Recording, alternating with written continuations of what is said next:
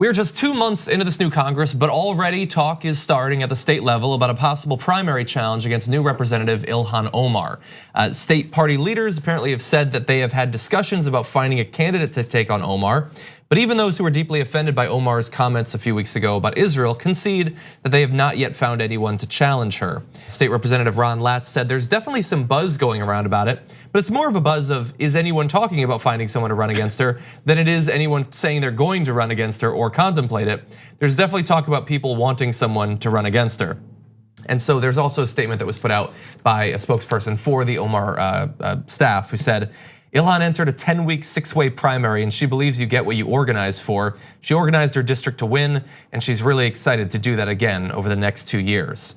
And historical context, no House Democrat from Minnesota has ever lost a bid for renomination in the history of the United States. Yeah, I think that's just a quirk. Yeah, possibly. So I love Omar's team's statement on it. That's strong, like, well, come and get some. But here's what I like about the story the most. Oh, we're now a believer in primaries. Fantastic. Deal. So divisive. Very divisive. Tommy, I'm super curious what your thoughts on it are. Obviously, I co-founded Just Democrats. I love primaries. I believe in primaries. And that is true of progressives as well as more corporate Democrats. So yeah, you get the primary progressives as well, of course. Yeah, I have no problem with primary campaigns like AOC's, where you have a solid blue district and the representation is not necessarily where the district is. That's what a primary is for.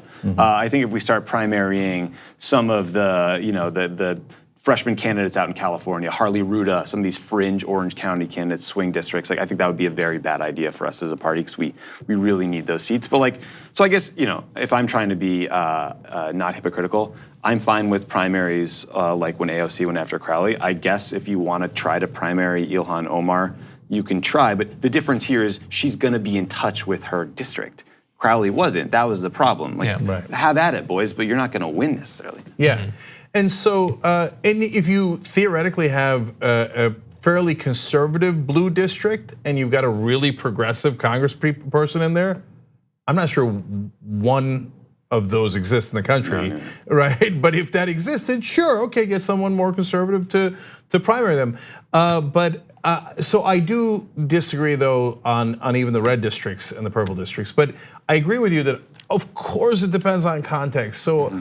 Harley Ruda goes in, another guy who was on the show, and we supported him in his run, and I was thrilled that he won. A little disappointed at his initial stances when he got into Congress, but a little disappointed doesn't mean you primary someone, right? And so Just Democrats are now primarying people again, and so that is causing some consternation in Washington. And sometimes they'll turn around and go, oh yeah, maybe we'll primary AOC. Have at it, Hoss, right? So Could use some money. Yeah, so all you need to do is have some principles. It's okay.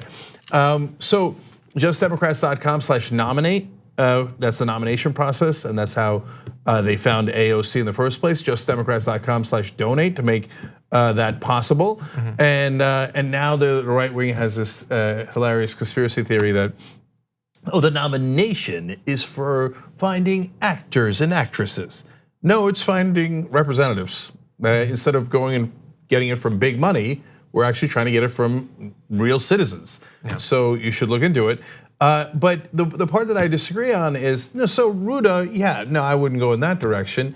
But I think progressives have a better chance of winning in purple districts than more establishment Democrats too. Mike Siegel was on the show yesterday, so he ran in Texas against Mike McCall. And McCall had won by 19 points in 2016, and Siegel came within 4.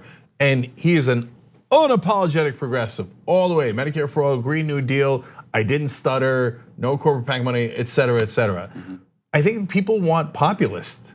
I think you're probably right. I mean, I'm not running out and attacking people that are part of the Justice Democrats that want to primary others. I'm more just thinking where I'm going to spend my time and attention. And in 2018, we needed a whole lot of moderate Democrats to win districts, like Abigail Spanberger in Virginia, right? A very moderate former CIA, someone who I bet it doesn't necessarily match the ideology of your listeners, but I'm glad she's in that seat. Like Harley Ruda, I don't think he's endorsed the Green New Deal, but the guy he beat was a climate denier. So like, it's always, huge difference. It's where we move the needle. And Abigail, we celebrated a couple of things about her during the campaign, and I told the audience, look, she's definitely way more moderate than we are, but she was strong. Yeah, man. I mean, she crushed the Republican in the debate. She really did. And so there's something to be said for, that's the third basically dimension that people don't talk about.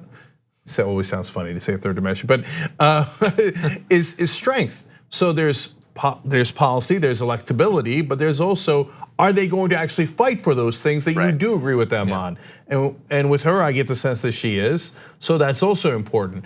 So, but overall, I love this story because we are principled. We believe in primaries no matter who it's against, and I'm glad to see some in the establishment acknowledge that. They will turn around later and of course and say, how dare you primary beloved Democrats in the House who are our colleagues. Yeah, two additional things I just wanted to acknowledge. One, I like that this story, obviously there's enough talk going on that it makes an article in The Hill, but that they don't have anyone. It reminds me of Politico had this big frustration with AOC article like a month or so ago, and it had all these people expressing frustration, like she's attacking us, she's not going along with the party, and anonymous, and they acknowledged we don't want her to sick her online followers on us.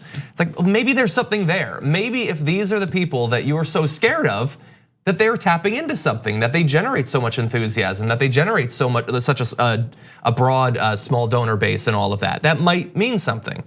And in the case of Ilhan Omar, let's acknowledge, she, within just 2 months, there's already talk about primarying her, not because she's corrupt or she's voting with Trump oddly, like it turns out she's super conservative. Why was she the Democratic nominee in the first place?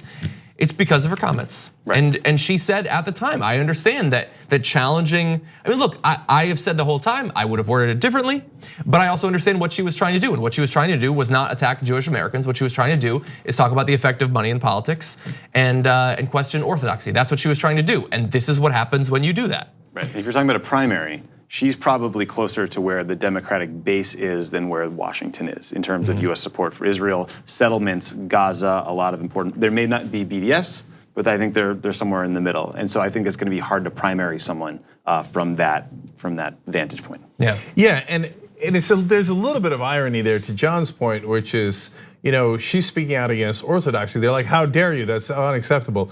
She stepped out of line with this primary, right? So, and I wish that the Democrats had spent as much time doing a resolution against the occupation as they did on the issue of what Ilhan Omar said. Because theoretically, Democrats are against the occupation. They have a funny way of showing it, right? And we never did get to that policy discussion that Omar wanted. In fact, the last comment that got her in so-called trouble, she was talking about why won't they focus on the policy? They keep taking words out of context. That was the whole point of her speech. And they took words out of context in that speech.